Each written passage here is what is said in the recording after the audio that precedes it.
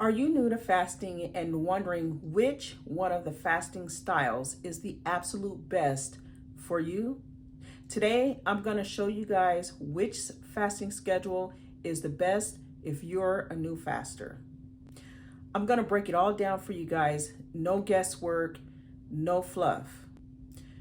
Whether you work long hours, have kids, spouse, your regular everyday life, or you just don't want to feel like you're starving all the time. No matter which way you look at it, if you're new to fasting, this video is for you. Let's figure out a plan that fits your real life and not someone else's. Fasting is a powerful tool that's been used since the beginning of time. What might work well for your friend, your mother, your father, what works best for me may not be what's best for you. And that's okay. The truth is, things like your age, your stress level, your job, your sleep,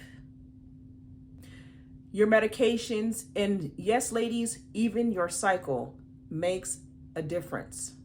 And of course, let's look at the factor of your relationship with food. Most definitely makes a difference in what types of fast you're doing and for how long you're doing it. Fasting is a lifestyle. It's not a punishment. So it has to fit your lifestyle. It must be tailored to you. Think of fasting like this. Fasting is like picking a pair of shoes, right? So everybody has a different shoe size. Everyone has a different type of shoe that they prefer.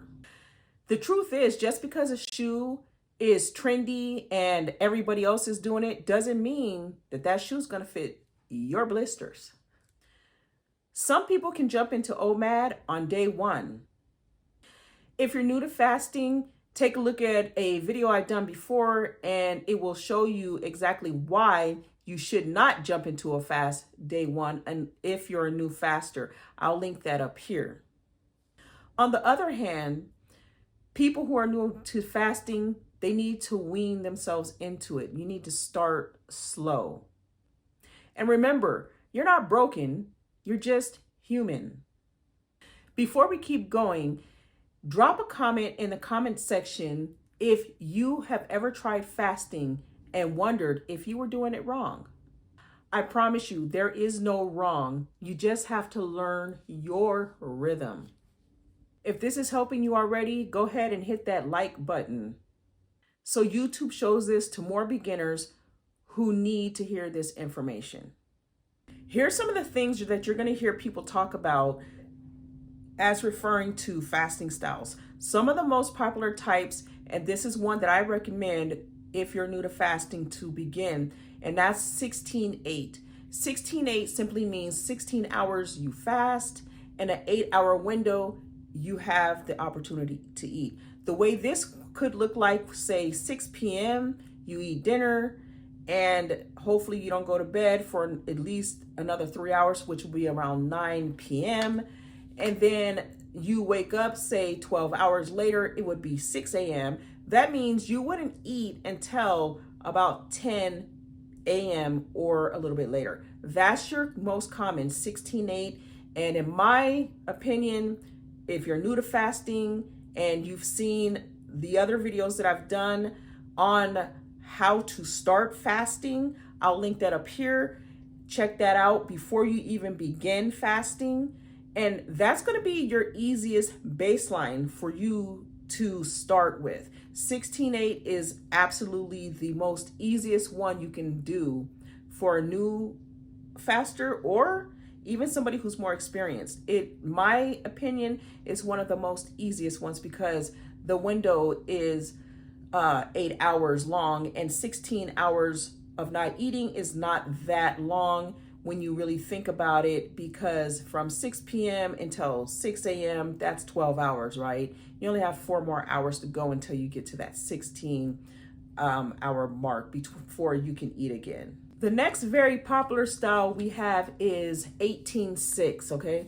So 18-6 means 18 hours no eating, and you have an eating window of 6 hours. What this one could look like is, say you eat dinner at 6 p.m. and you're going to hold off until 18 hours later, which means you eat around lunchtime, which is probably around 12 to 1 p.m.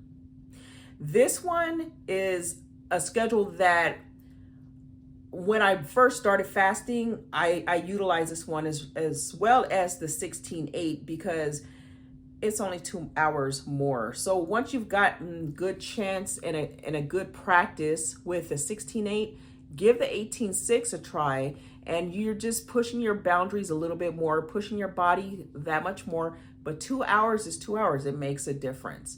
This is when you start to see your fat levels decrease and your insulin levels to decrease. And this is also where you start to see that your mental state is a little bit clearer, especially for somebody who's newer to fasting. You can definitely tell certain positive trends from fasting. Okay, so next up is 24, means 20 hours no eating, and you only have a 4-hour window. This one is a little bit, again, everybody can start where they are. It depends on how much you already were engaging to begin a fast, meaning you've been eating low carb or keto before that fast. This is one of those fasts that you want to try when you've had experience in fasting. Doesn't mean that somebody who's new can't do it. You most definitely can. But once again, take a look at those videos that I've linked above before you even attempt this one. But this one is more for, I would say, intermediate to a more advanced learner. Or faster, excuse me. So 24 is, like I said, a 4-hour window. And basically what that is kind of like 1 meal a day, or OMAD. And with that one, you can do a 4-hour window. So say you eat around 6 p.m. That means the next day you won't eat around until around about 4 p.m.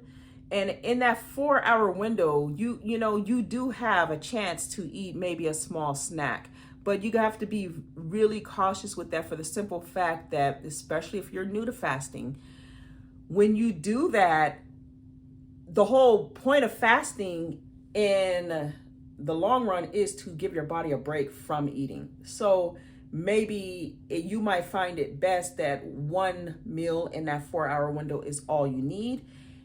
And some of you might need a snack, but make sure you eat a low carb or a keto snack to complement the time that you took out to do that fast. Okay, so the last one that I have for you guys this time is called what we just were discussing before, OMAD. And OMAD simply stands for 1 meal a day.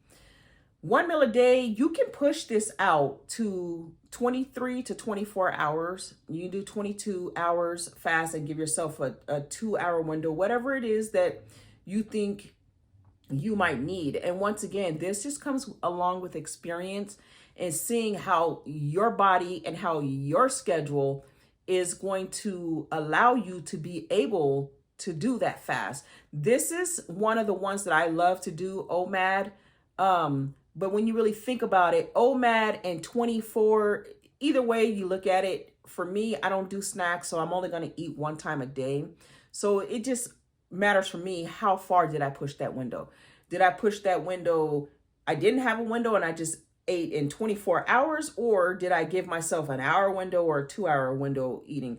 Sometimes when I'm out and about and I'm busy, especially like on the weekends, namely Sundays, I do volunteer like most of my day. So I really don't have time to eat regardless. So if I didn't eat, say the last time I ate was Saturday at say 5 p.m., I may not eat until the next day, until 5 p.m. or between 7, depending on how busy my day was, depending on if I'm hungry.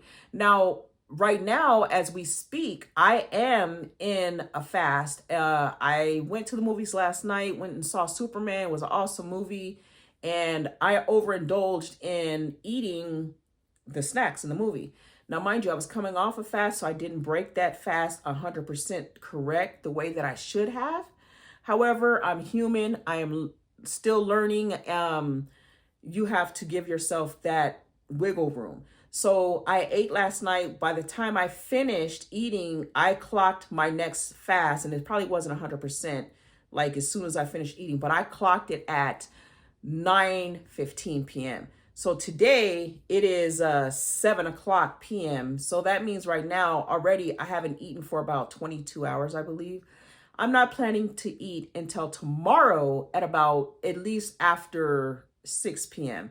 So you're looking at me doing a fast for a good, 42, 44-ish hours. Not exactly 48 hours, that's 2 days, but for me, since I've been fasting for X amount of time now, I'm more comfortable with that. I really wanted to work on getting my insulin levels down so that I could drop more fat and just overall get all of the benefits of fasting as I possibly could, especially the brain fog. So I knew that I wanted to push my fast a little bit further. So you definitely, if you want to give it a chance and you feel like you can make it, do that fast as long as you can. But if you can make it 40 hours and you have already been experimenting with fasting and you're still relatively new, as long as you've eaten low carb or keto at least 4 days to 7 days before, more power to you. Try it. Try it and calculate it and see how well you've done, because chances are you might be able to make it. And even if you don't make it through the whole 44, at least make it 20 hours. That's at least, 1 meal a day. Call it a day. It's a win. Either way you look at it, you still fasted. So now that I've given you 4 different types of fasting, the question still remains, which one is best for you? And the answer is whichever one you want to work for you, depending on your schedule. All the things that I listed earlier, as far as your wake up times, your sleep times, if you have kids, you have a stressful job, are you hitting a gym, your everything. Pick one of these fasting schedules, because like I said, for me, myself, over the years, I've tried them all, and figure out which one you like to do and which one works for you, and be consistent. That is the most absolute thing that you have to be able to do with fasting, is be consistent. If you pick, say, OMAD, and you go, man, I'm hungry, it's not really working for me, and you know that you're eating low carb or keto and it's not working, okay, dial it back. Dial it back to 16.8 or 18.6. Either way, you're still fasting and you're still going to get those benefits. Now, here's another part that comes in handy with fasting that is really awesome. And here's the thing, even though you're going to be consistent with fasting, even if out of those 4 fasting types that I gave you, if you feel that you don't like it, be sure to mix it up. For instance, some people, they like to fast between Monday and Friday, and they may do 16.8, or they may do 24, or, OMAD, Monday through Friday, and Saturdays and Sundays, they might eat a standard American diet, or what we call a SAD diet. That's perfectly fine. You have to find whatever works for you and keep at it. The more you start to fast and the longer you do it and you stay some type of consistent for you, you're going to see the benefits over time. It's not a 1-day thing. It's not even a 1-week thing. You might fast for a week and be like, oh, shoot, I lost 10 pounds.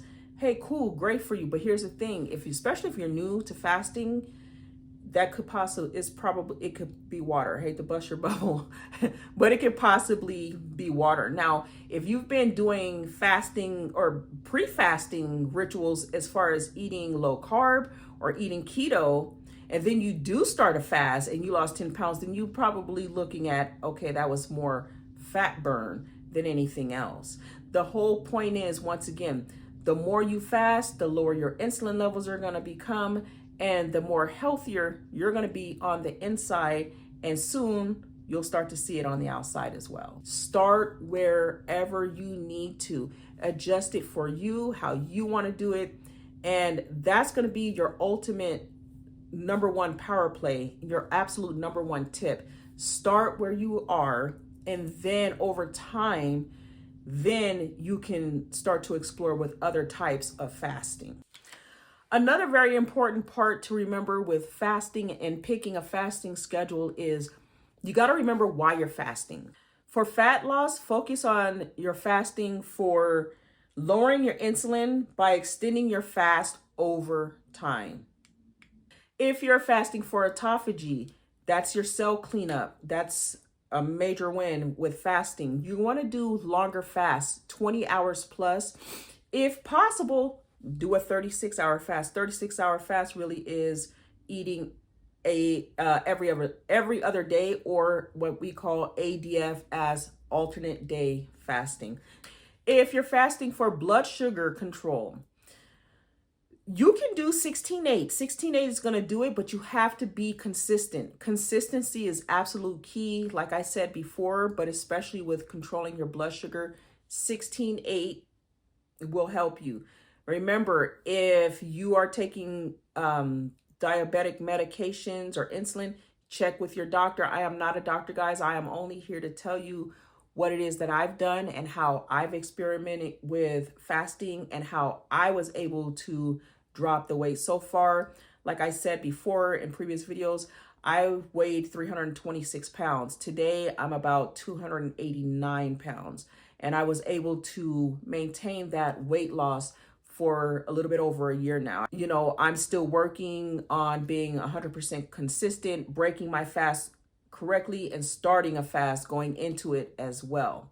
So you definitely want to give yourself the ultimate fighting chance. Every single fasting win that you have adds up, and it builds onto something much larger than just one fast. Hopefully you're going to bring those insulin levels down. You're going to start seeing those pounds shed, and you're going to feel better on the inside and the out. If this video helped you in any way, guys, do me a favor, comment, like, subscribe, share this video, guys. Let's let YouTube know that this information is needed and that there are beginning fasters out there, and let's help them find a community over here at Fasting Truth.